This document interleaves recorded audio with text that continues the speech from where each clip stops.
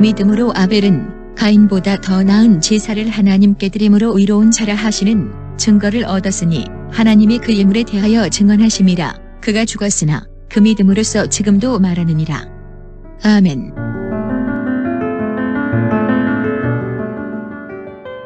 예배드리는 방식이나 형태는 다양하고 각기각색일 수 있습니다. 그러나 예배의 종류는 딱 두 가지로 나뉘어집니다. 하나님께서 인정하시는 예배냐, 거절하시는 예배냐라는 것입니다. 하나님께서 연락하시는 예배냐, 아니면 하나님께서 물리치시는 예배냐, 하나님이 기뻐하시는 예배냐, 아니면 하나님이 싫어하시는 예배냐, 이 두 가지로 나뉘어지기 때문에 언제나 우리의 예배가 하나님이 기뻐하시는 예배인지, 인정하시는 예배인지, 아니면 연락하시는 예배인지를 항상 점검하며 바른 예배를 드리기 위해 힘써야 한다는 것입니다. 애써 예배를 드리고 나서도 그 예배가 하나님으로부터 인정을 받지 못한다면 그 예배가 무슨 의미가 있겠습니까? 아무리 많은 재물을 산같이 쌓아놓고 하나님 앞에 예배를 드린다 한들 하나님께서 기뻐하지 않으시는 것이라면 그 제사는 그에게 아무런 유익이 되지 않는다라는 것입니다. 어떠한 방식으로 예배를 드리든 그 예배가 하나님이 받으시는 예배, 인정하시는 예배가 되기 위해 힘써야 하는 것입니다. 오늘 본문 말씀에 보면 아벨의 제사를 가리켜서 더 나은 제사라고 말씀하고 있습니다. 그는 더 나은 제사를 드렸기에 하나님께서 기뻐하시는 제사로 받아주셨다는 것입니다. 그런데 가인의 예배는 더 나은 예배가 아니라 예배답지 못한 예배를 드렸기 때문에 그로 인해서 그의 예배는 하나님으로부터 거절을 받을 수밖에 없었다라고 하는 것입니다. 여기서 더 나은 제사라고 하는 말에 우리가 주목할 필요가 있습니다. 자칫 잘못하면 이 더 나은 예배라고 하는 말이 예배에 대한 우리의 생각에 혼선을 가져다 줄 수가 있습니다. 예배에도 등급이 있는 것이구나. 더 나은 제사가 있고 그렇지 못한 제사가 있고 제사는 제사인데 하나님이 인정하시기에 조금 부족한 그런 제사가 있는 것이 아니냐. 여기서 더 나은이라는 이 플레이오라는 단어는 비교하면서 어느 것이 더 뛰어나냐 우월하냐를 말하고 있는 것이 아닙니다. 이 평가는 하나님이 하시는 평가이기 때문에 상대적인 평가가 아니라 절대 평가라고 할 수 있습니다. 따라서 우리의 예배가 하나님이 인정하시는 예배냐, 더 나은 예배로 인정하시느냐, 받아주시느냐라고 하는 것이 예배자의 입장에서 가장 중요한 요소라는 것을 우리가 잊지 말아야 한다는 것입니다. 더 나은 제사라는 이 단어는 킹 제임스 버전, 아주 권위 있는 영어 성경 번역서인데 그 번역에 따르면 a more excellent sacrifice라고 되어 있습니다. excellent라고 하는 것은 아주 탁월하다는 뜻입니다. 그 앞에 more라는 더욱이라는 이런 비교하는 단어가 앞에 옴으로써 이 단어가 더 낫다는 그런 의미보다 헬라어 원문으로 살펴보면 가장 탁월한, 가장 뛰어난 제사라는 뜻을 갖고 있습니다. 따라서 이 번역은 더 낫다는 이런 의미에서 우리가 이 말씀을 이해할 것이 아니라 가장 탁월한 제사를 아벨이 드렸다. 그렇다면 가장 탁월한 예배란 도대체 어떤 예배를 말하는 것일까? 하나님께서 더 나은 제사로 아벨의 제사를 평가하셨다면 그가 그런 평가를 받을 만한 그런 조건이 과연 도대체 무엇일까? 왜 하나님은 아벨의 제사를 가리켜서 더 나은 제사라고 부르는 것일까? 그 첫 번째 이유는 믿음을 동반한 제사라고 하는 것입니다. 아벨의 제사가 더 나은 제사로 하나님의 인정을 받을 수 있었던 결정적인 이유는 뭐냐? 그 예배에 믿음이 담겨 있었다라고 하는 것입니다. 믿음으로 기도하고 믿음으로 찬양하고 믿음으로 봉사하고 믿음으로 섬기고 믿음으로 예배를 드렸다라고 하는 것입니다. 가인의 예배가 하나님으로부터 인정을 받지 못하고 거절당한 이유가 뭐냐? 아벨의 제사와 비교해 보았을 때 가인의 제사는 믿음을 결여하고 있었다라고 하는 것입니다. 따라서 그 믿음이 그 예배를 통해서 역사되지 않는다면 그 예배는 하나님이 기뻐하시는 예배가 될 수 없다라고 하는 것입니다. 그래서 오늘 본문에 보면 더 나은 제사를 드렸다는 말씀 앞에 이런 단어가 나오고 있습니다. 다시 한번 읽겠습니다. 믿음으로 아벨은 가인보다 더 나은 제사를 하나님께 드림으로. 어떻게 더 나은 제사를 드렸다고요? 믿음으로 아벨은 가인보다 더 나은 제사를 드렸다. 하나님이 기뻐하시는 예배를 드리기 위해서는 반드시 믿음이 뒤따라야 합니다. 하나님께서 반드시 이루어질 줄 믿습니다. 응답하실 줄 믿습니다. 회복시켜 주실 줄 믿습니다. 반드시 길을 열어주실 줄 믿습니다. 우리의 막힌 담을 헐어주실 줄 믿습니다. 믿음으로 나갈 때 하나님께서 믿음으로 드리는 그 예배를 받으시고 예배하는 자의 믿음을 주님께서 높여주시고 그 믿음을 통해 놀라운 역사를 이루게 되실 줄로 믿습니다. 믿음의 중요성에 대해서 히브리서 11장 6절에 보면 이렇게 말씀하고 있습니다. 믿음이 없이는 기쁘시게 못하나니 누구를? 하나님을 기쁘시게 못하나니 그에게 나아가는 자는 그가 계신 곳과 그리고 그를 찾는 이들에게 상 주시는 이심을 믿어야 할지니라. 그에게 나아갈 때 그리고 그분의 이름을 찾을 때 반드시 기억해야 할 것은 상 주실 분이라는 사실을 믿고 나가야 한다는 것입니다.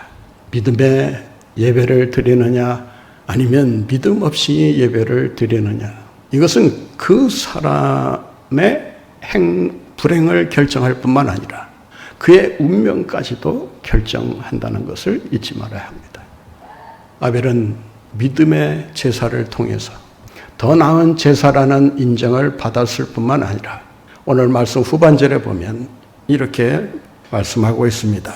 그 믿음으로써 지금도 말하느니라. 그의 믿음의 제사가 더 나은 제사를 드리는 하나의 모델로 많은 사람들에게, 오고 오는 세대에게 예배는 자고로 이렇게 드려야 한다라는 사실을 증언하고 있다라고 하는 것입니다. 믿음의 예배가 우리의 삶에 놀라운 변화를 가져올 수 있다라고 하는 것입니다. 믿음의 예배를 통해서 우리는 이 세상에서 아벨처럼 진정한 승리자로 살아갈 수 있다라고 하는 것입니다. 오래전에 미국으로 이민 가서 아메리칸 드림을 이룬 분이 있습니다.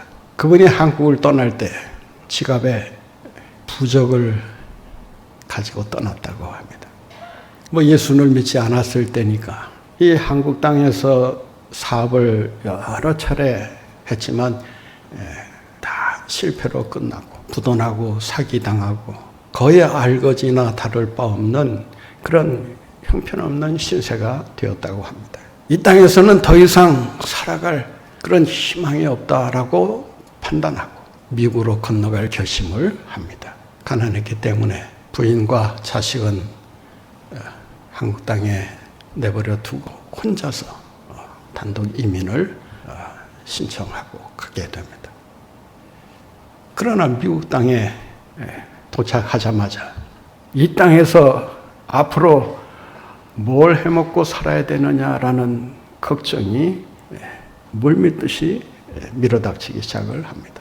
하루하루 불안하고 걱정이 돼서 편안히 지날 수가 없었다고 합니다. 그러던 중에 그 알고 지내던 그 한 분이 자기에게 이렇게 조언을 하더랍니다. 그렇게 실에 빠져서 그렇게 실망하고 살지 말고 교회에 한번 가봐라. 교회라는 곳이 뭘 하는 곳인지 전혀 알지도 못했고 또 예수님이 누구신지도 전혀 한 번도 들어본 적이 없기 때문에 이 교회에 가라는 말이 처음에는 아주 낯설게 느껴졌다고 합니다. 그러나 달리 생각을 해봐도 뭐 뾰족한 수가 없으니까 그래 한번 교회라도 한번 가보자. 그래서 그 사람의 말을 듣고 3일째 되는 날 이제 교회를 갔는데 전날 이 강단에서 전하는 말씀 가운데 한 구절이 자기의 가슴에 꽉 꽂히게 되었다고 합니다. 그 말씀이 말라기서 3장 10절 말씀인데 이 말씀의 내용은 이렇습니다. 11조를 한번 드려봐라. 내가 너희 가정과 생업에 쌓을 것이 없도록 넘치도록 축복해 주시겠다. 그러니까 넘치도록 축복해 주시마라고 하는 이 말씀이 그냥 그 자기의 그 영혼을 거의 사로잡다시피 그래서 그 말씀을 붙들고 자기도 모르게 기도하게 되었다고 합니다. 하나님, 이제부터 제가 11조를 드리면 축복하신다고 했으니 제가 이 말씀 믿고 주님의 약속이니 주님이 그 약속을 어기기야 하겠습니까? 믿습니다. 그리고 지갑 속에 넣고 다니던 부적을 다 갈갈이 찢어버리고 그때부터 이 막노동하면서 번 돈을 11조를 내면서 차곡차곡 저축해 나가기 시작했다고 합니다. 제법 목돈이 마련이 되면서 이제 이런 일에 내가 한번 모험을 해야 되겠다라는 그 결심이 서더랍니다. 그래서 약속대로 믿고 계속 실천을 하면서 바른 믿음을 가지려고 애를 쓰다 보니까 그 말씀대로 이루어지는 것이 눈으로 보이기 시작하면서 이 길이구나. 내가 해야 될 것이 이 일이구나. 그런 확신이 생기면서 제약 공장을 차리기 시작합니다. 제약 공장에 대해서는 뭐 전혀 문외한일 수밖에 없는 이 사람이 제약 공장을 차리고 전문가를 데려다가 약을 만들기 시작을 한 것입니다. 하나님의 은혜가 있어서인지는 모르겠지만 뭐 모르는 게 아니라 하나님의 은혜이죠. 그 만든 약들이 불티나게 팔려가면서 엄청난 돈이 모이기 시작을 한 것입니다. 그래서 13개 주에 제약 공장을 차리기 시작을 한 것입니다. 감당할 수 없는 축복이 자기에게 차고 넘치게 된 것입니다. 그분이 간증하면서 이런 말씀을 합니다. 나는 초등학교밖에 나오지 않은 사람입니다. 미국에서 저는 제약 공장을 차리려고는 한 번도 생각해 본 적이 없습니다. 그러나 하나님을 믿고 말씀대로 살다 보니까 하나님께서 제게 길을 가르쳐 주셨습니다. 그 비전을 보여주셨습니다. 앞으로 저는 이 미국 50개 주에 주마다 제약 공장을 차리는 것이 제 꿈이고 비전입니다. 20년 전에 그 간증을 했으니까 아마 제약 공장이 오늘날에는 아마 상당히 늘어났겠죠. 약속대로 하나님께서 이루실 줄 믿습니다라고 하는 그 믿음으로 예배드리고 예물드리고 하나님께 간구하는 가운데 하나님의 놀라운 축복을 받을 수가 있었던 것입니다. 사랑하는 성도 여러분, 여러분의 예배가 믿음의 예배가 되어 하나님으로부터 믿는 대로 되리라 하신 이 약속을 이루며 살아가시는 여러분들 모두가 되시기를 바랍니다. 응답해 주신다. 여러분 굳게 믿고 예배드리세요. 그냥 건성건성 예배드리지 말고 시간 기도할 때 믿습니다. 찬양할 때 믿습니다. 말씀 들을 때 제가 믿습니다. 말씀대로 이루어질 줄 믿습니다. 믿고 나아갈 때 하나님께서 여러분 한 사람 한 사람 예배의 승리자로 세워주실 뿐만 아니라 예배의 승리자가 인생의 승리자가 된다는 것을 많은 사람들에게 보여주며 증거하며 살아가시는 여러분들 모두가 되시기를 바랍니다. 그가 더 나은 제사를 드릴 수 있었던 이유는 무엇입니까? 그 제사에 회개가 있었기 때문입니다. 가인의 제사가 왜 하나님으로부터 인정받지 못한 것입니까? 그는 제사를 드리면서도 나름대로 하나님을 대상으로 하나님에게 자기의 소유물을 구별해서 드립니다. 성경에 보면 땅의 소산을 하나님께 예물로 드렸다라고 기록하고 있습니다. 그런데 그의 제사에 있어서 결정적인 문제가 무엇인 줄 아십니까? 제사를 드리면서도 결코 회개하려고 하지 않았다는 것입니다. 하나님의 용서를 바라지 않았다는 것입니다. 하나님의 은총을 바라지 않는 예배, 하나님의 용서를 구하지 않는 예배, 숨은 죄를 그대로 간직한 채 하나님 앞에 드리는 제사는 하나님께서 결코 받지 않으신다라고 하는 것입니다. 오늘 본문 말씀을 한번 다시 보시기 바랍니다. 믿음으로 아벨은 가인보다 더 나은 제사를 하나님께 드림으로 의로운 자라 하시는 증거를 얻었으니, 믿습니까?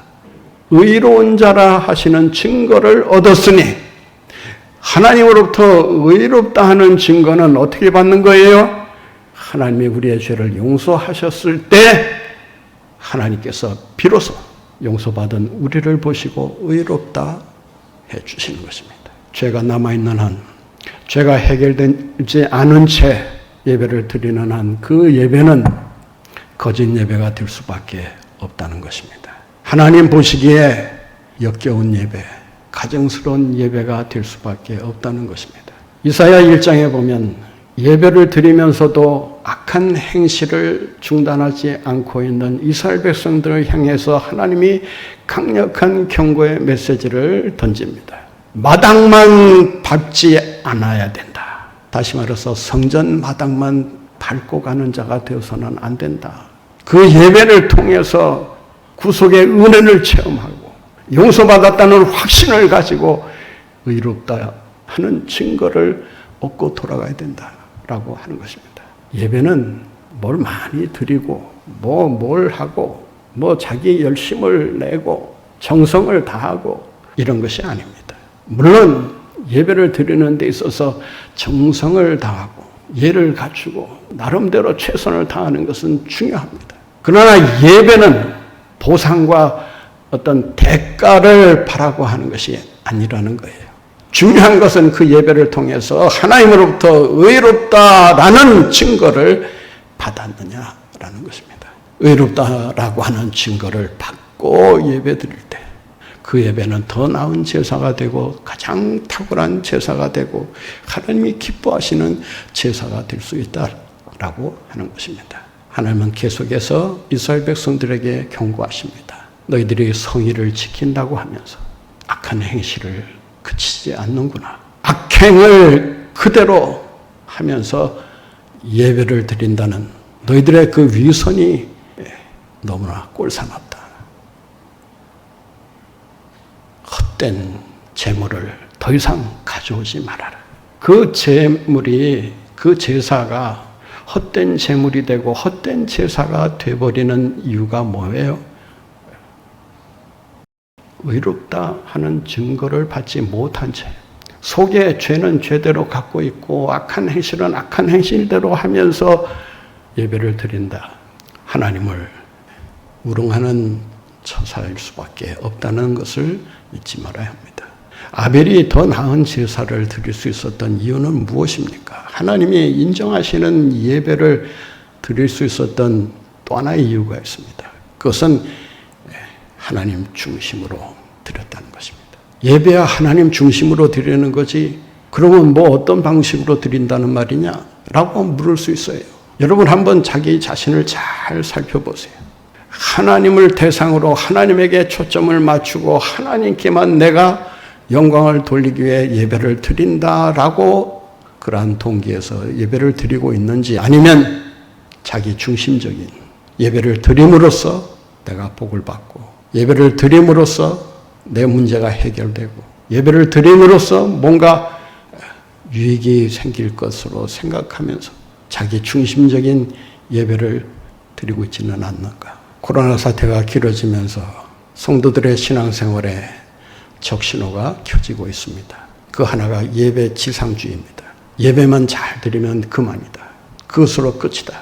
두 번째는 예배 편식 현상이 나타나고 있습니다. 자기 기호에 맞는, 자기 코드에 맞는 설교면 설교, 기도면 기도, 찬양이면 찬양.